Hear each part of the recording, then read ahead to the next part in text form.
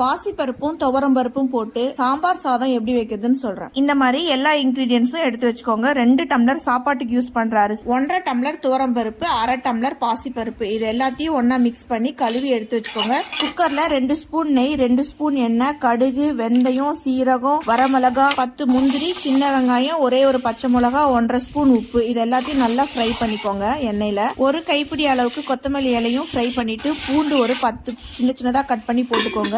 கூடவே 3 தக்காளியை கட் பண்ணி போட்டு நார்மல் மூடி போட்டு மூடி வச்சுட்டு 1/2 ஸ்பூன் காஷ்மீரி மிளகாய் தூள், 1.5 ஸ்பூன் சாம்பார் தூள், 1/4 ஸ்பூன் மஞ்சள் தூள், இதெல்லாத்தையும் போட்டதுக்கு அப்புறம் நம்ம எடுத்து கிளீன் பண்ணி வச்சிருந்த அரிசி பருப்பெல்லாம் போட்டுட்டு லெமன் சைஸ்ல புளியை கரைச்சு 1.5 டம்ளர் தண்ணி வர மாதிரி அதோட சேர்த்து மிக்ஸ் பண்ணிடுங்க. மீதி இருக்க கொத்தமல்லி இலைகளை போட்டுருங்க. நம்ம எந்த கப்ல அரிசி எடுத்தோமோ பருப்புலாம் எடுத்தோமோ அந்த கப்லயே 2 கப் ஃபுல் கப் தண்ணி ஊத்திருங்க. அதுக்கப்புறம் குக்கரை க்ளோஸ் பண்ணிடணும். 3 விசில் வந்தோடனே ஸ்டீமை ரிலீஸ் பண்ணி ஓபன் பண்ணீங்கன்னா கொஞ்சம் தண்ணியோட தான் இருக்கும்.